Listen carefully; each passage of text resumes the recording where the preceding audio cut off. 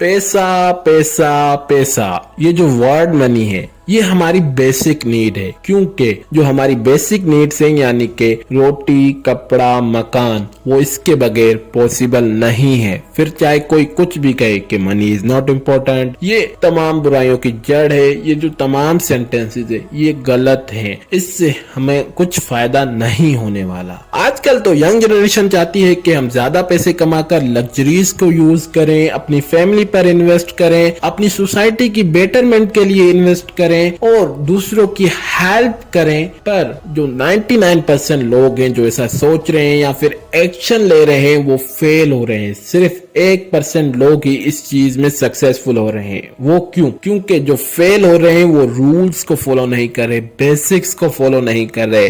और उन्हीं बेसिक्स में से मैं आपको आज 5 ऐसे रूल्स बताऊंगा जिनको फॉलो करके आप अपनी फाइनेंशियल लाइफ को बिल्कुल चेंज कर सकते हैं। आइए शुरू करते हैं आज की वीडियो को। मनी 5 लेटर्स का एक सिंपल वर्ड जो सुनने में बहुत प्यारा लगता है, पर ये दुनिया की पावर्स में से एक पावर है जिसे यूज करके कुछ भी किया जा सकता है। क्यों ऐसा डिफरेंस है कि सिर्फ दुनिया की 90% आबादी के पास सिर्फ 10% वेल्थ है और 10% आबादी के पास 90% वेल्थ है। इस दुनिया की 90% आबादी इस दुनिया की सर्वाइव करती है अपनी बेसिक नीड्स के लिए। क्यों? ऐसा क्या डिफरेंस है? जो बेसिक डिफरेंस है इन दोनों के दरमियान वो वैल्यू का है, क्योंकि जो 10% आबादी है वो 90% वेल्थ जितनी वैल्यू देती है इस दुनिया को, और जो 90% है वो सिर्फ 10% वैल्यू दे रही है। जैसे एक एग्जांपल है, एक मजदूर मुश्किल से दिन में 1000 रुपया कमाता है जो पूरे 12 घंटे सख्त मेहनत करता है, और एक सीईओ जो एक कुर्सी पर एसी पर बैठकर मुश्किल से 2-3 घंटे काम करता है, वो महीने के करोड़ों रुपए छाप रहा है। ऐसा क्या है? वो दोनों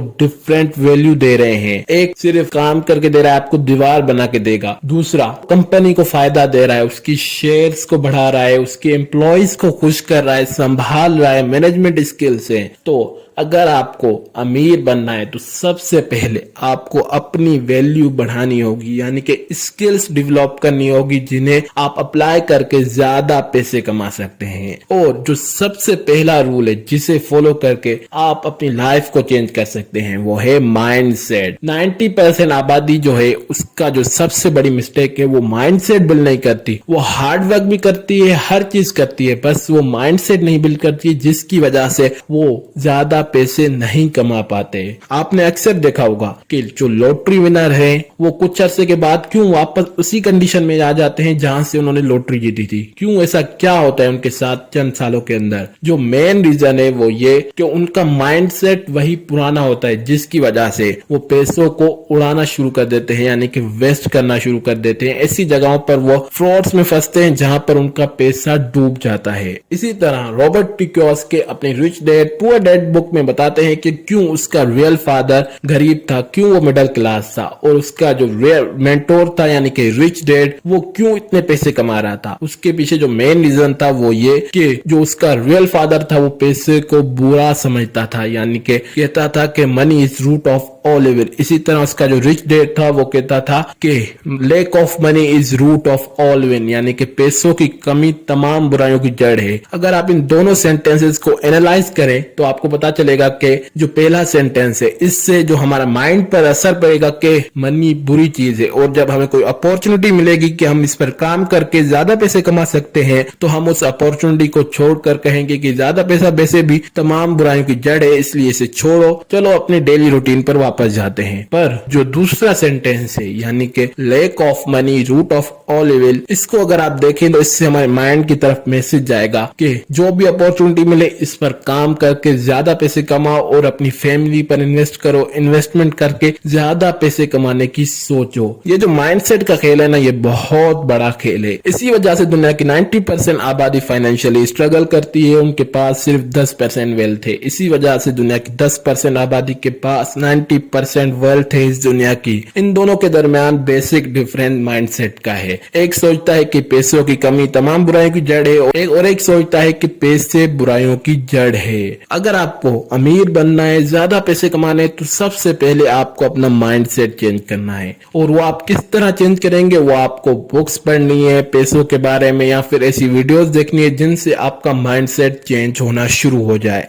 जो हमारा दूसरा रूल है वो है कि पैसों के बारे में सीखें, लर्न अबाउट मनी। हम जो सबसे बड़ी मिस्टेक करते हैं वो ये कि हमें ना एक्सपेंसेस का पता होता है, ना ही हमें इनकम का पता होता है, ना ही हमें कैश फ्लो का पता होता है। बस हर महीने जो हमारी सैलरी आती है वो कहाँ चली जाती है हमें पता भी नहीं चलता।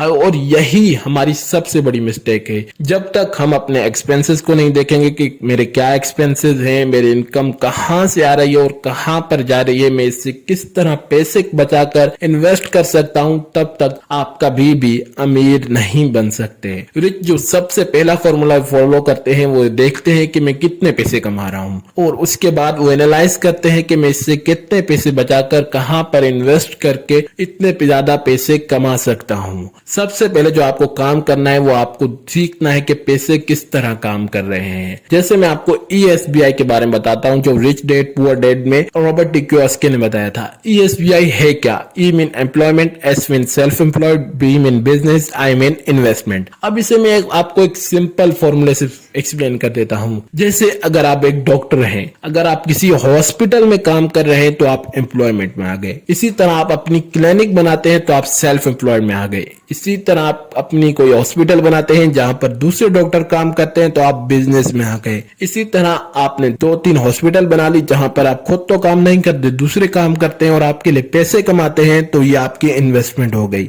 अब आपको ESBI को पूरा सीखना है कि मेरे लिए कौन सी फील्ड सही है, एम्प्लॉयमेंट, सेल्फ एम्प्लॉयड, बिजनेस या फिर इन्वेस्टमेंट। और जो सबसे ज्यादा टैक्सेस पे करते हैं वो एम्प्लॉय और सेल्फ एम्प्लॉयड। आप जब तक पैसों के बारे में नहीं सीखेंगे कि पैसे किस तरह काम करते हैं तो आप अमीर बनने के ख्वाब देखना बंद कर दें, क्योंकि पैसों के बारे में जब तक सीखेंगे नहीं तब तक आपके अमीर बनने के चांसेस 1 से 2% तक ही रहेंगी। फिर अगर आपकी लॉटरी भी निकलेगी तब भी आप उन पैसों को वेस्ट करके कुछ अरसे के बाद वापस वहीं पर आ जाएंगे जहां पर पहले थे। जो हमारा तीसरा रूल है वो है प्रिंट योर ऑन मनी। अमीर किस तरह पैसे कमाते हैं, कभी आपने सोचा? हम क्यों सोचेंगे? हमें तो बस अमीर बनना है, लग्जरीज को यूज करना है, गाड़ियों में सफर करना है, मर्सिडीज को ड्राइव करना है, दूसरी कंट्रीज में घूमना है, यहाँ पर जाना है, वहां पर जाना है, हमें ये तमाम लग्जरीज को यूज करना है। हम क्यों भला रिसर्च करें अमीर किस तरह पैसे कमा रहे हैं? ये हमारी मिडिल क्लास की सोच होती है। हम अमीर तो बनना चाहते हैं पर उनके बारे में समझना नहीं चाहते कि वो किस तरह काम करते हैं। जो अमीर लोग होते हैं वो खुद काम नहीं करते। सबसे पहली बात, उनके लिए दूसरे लोग काम करते हैं। वो कैसे?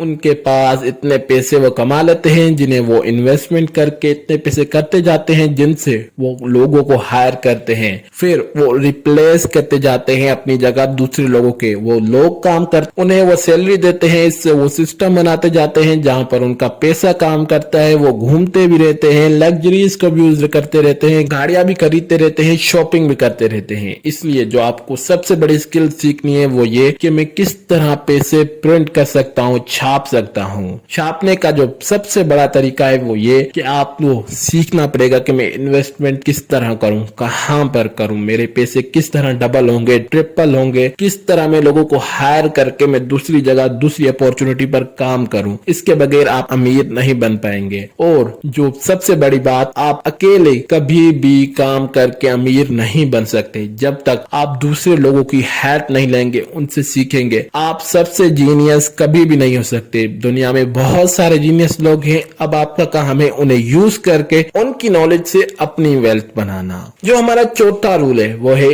एसेट और लायबिलिटीज। एसेट और लायबिलिटीज क्या है? बहुत सारे लोगों को पता होगा जिन्होंने रिच डैड पुअर डैड या फिर रॉबर्ट कियोसाकी या फिर कोई ऐसी फाइनेंशियल वीडियो देखी होगी जिसमें उन्हें पता चल गया होगा कि एसेट और लायबिलिटी क्या है। पर जिनको नहीं पता उन्हें एक्सप्लेन कर देता हूं कि एसेट वो चीजें जो आपकी जेब में पैसा लेकर आए, लायबिलिटी जो आपकी जेब से पैसे लेकर जाएं। जैसे एग्जाम्पल के तौर पर जो आपका घर है, जहां पर आप रहते हैं, वहां पर हर महीने कुछ ना कुछ तो खर्चा होता होगा, यानी कि इलेक्ट्रिसिटी का बिल, गैस का बिल, पानी का बिल, इंटरनेट का बिल, वो तमाम चीजें आपकी जेब से पैसा लेकर जा रही हैं। इसी तरह आपने एक साइड में घर ले लिया जो आपने रेंट पर चार्ज दिया, तो वहां से जो किराया आएगा वो आपका एसेट हो जाएगा। एसेट यानी कि जो आपकी जेब में पैसे लेकर आए, लायबिलिटी जो आपकी जेब से पैसे लेकर जाए। अगर आपको अमीर बनना है तो आपको इन्वेस्टमेंट के बारे में सोचना पड़ेगा, सीखना पड़ेगा कि मैं किस जगह पर इन्वेस्ट करके